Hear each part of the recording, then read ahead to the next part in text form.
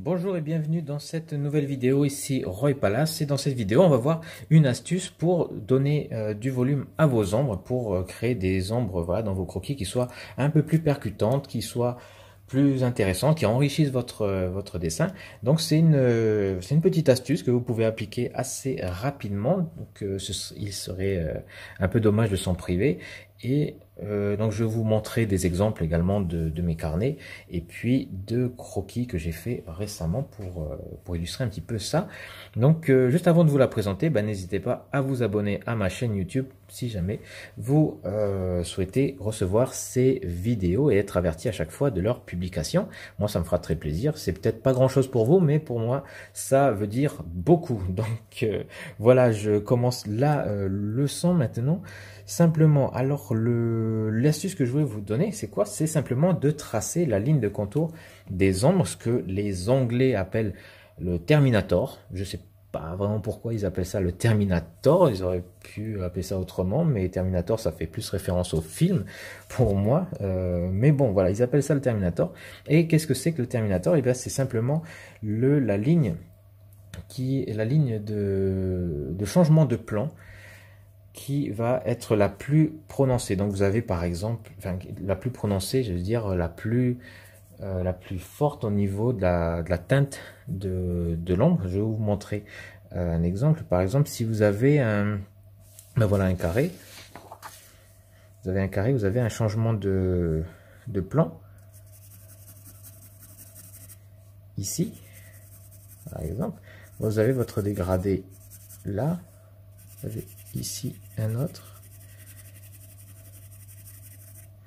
Voilà. Donc la lumière vient d'ici. Et donc ici, cette zone-là est plus claire et ici, elle est plus sombre. Donc le dégradé, il va être clair et il va arriver vers quelque chose de plus sombre. Et au niveau du changement de plan, ici, ça va devenir beaucoup plus sombre, beaucoup plus marqué. Et pareil pour ici.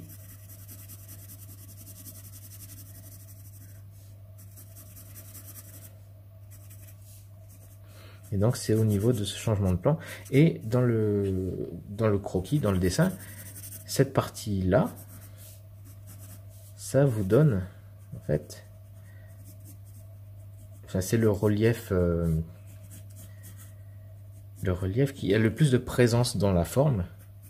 Et donc on va, vous voyez que elle a tendance à avancer, parce que là c'est vraiment très contrasté ici, par rapport au reste. Et donc ça a beaucoup plus de présence, et on va essayer d'appliquer ce processus-là, enfin, cet élément ici, dans les croquis. Donc là par exemple vous avez un exemple de portrait d'une fille, et j'ai tracé ici la ligne du Terminator, le Terminator, la limite de l'ombre, parce que la tête, vous voyez, il y a un changement de plan. Ah bah tiens, j'avais déjà un petit croquis sur le côté. Donc vous avez la tête, ici le front. Donc le front, là, vous avez le crâne qui est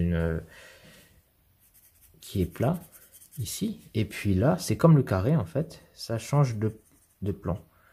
Donc c'est donne quelque chose de, pour schématiser,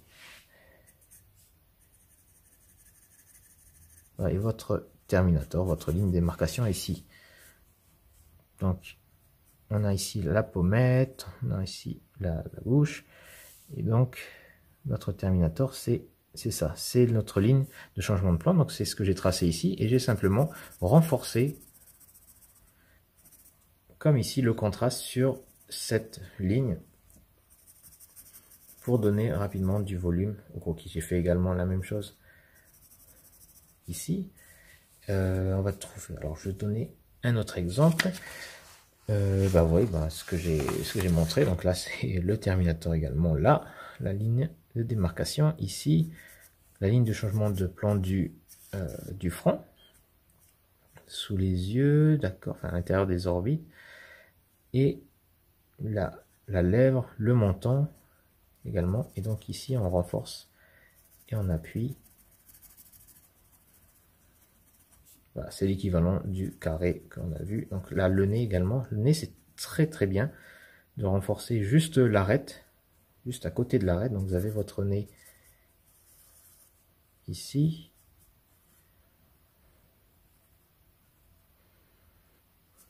Vous avez votre...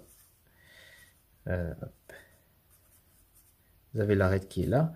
Et là, généralement, vous avez le plan, la surface qui va dans ce sens-là, en profondeur. Et c'est bien de le marquer comme ceci. Hop, et de faire un dégradé progressivement. Alors attention, ici, il y a également... Regardez, voilà. Donc plus fort, le dégradé est plus fort au niveau de l'arête et un petit peu plus léger à mesure qu'il qu'on s'éloigne de l'arête. Voilà. Et puis après, bon, il y a les yeux forcément. Ici. Donc c'est une astuce que vous pouvez appliquer avec le crayon ou alors avec comment dire, le feutre, comme ce que j'ai fait. Là pour les dessins, donc vous faites simplement des hachures et puis éventuellement des hachures croisées si vous travaillez avec le feutre. Voilà pour obtenir une valeur supplémentaire beaucoup plus sombre ici, donc qui se trouve là par exemple. Je le ferai dans ce sens là plutôt.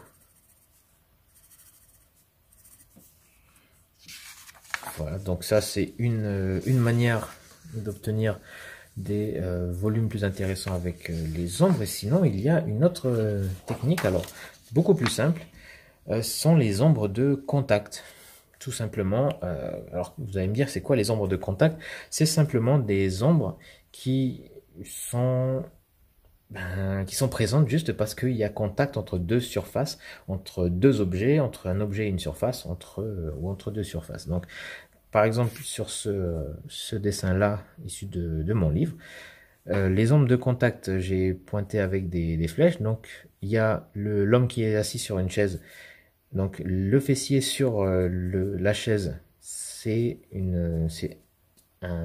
deux surfaces. Voilà, c'est deux surfaces qui sont au contact. Et à ce moment-là, je vais simplement épaissir le trait. Et pour montrer qu'il y a une ombre portée, tout simplement. Une ombre portée, où est-ce que j'ai eu mon petit... L'ombre portée, donc celle-ci.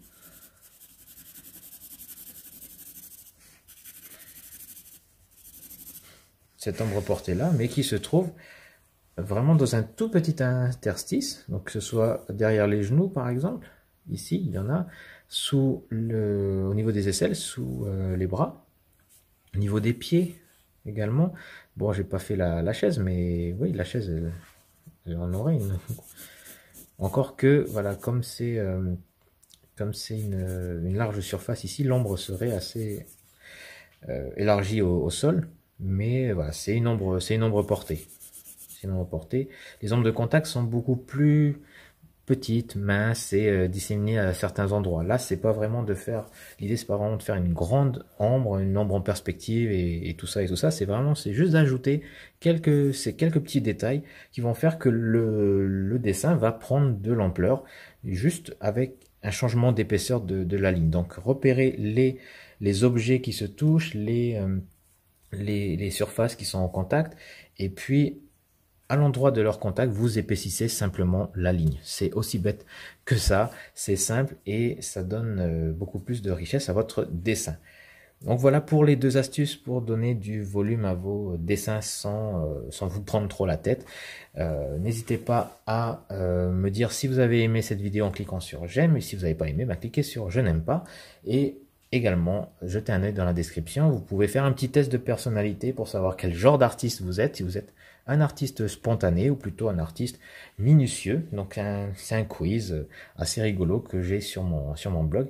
Et puis voilà, ça vous fera sourire, j'en suis certain, parce que il y a beaucoup de questions qui sont rigolotes.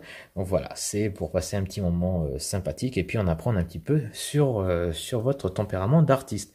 Donc voilà, n'hésitez pas à regarder dans la description. Merci de votre attention et moi je vous dis à très bientôt pour une prochaine vidéo. Ciao, ciao!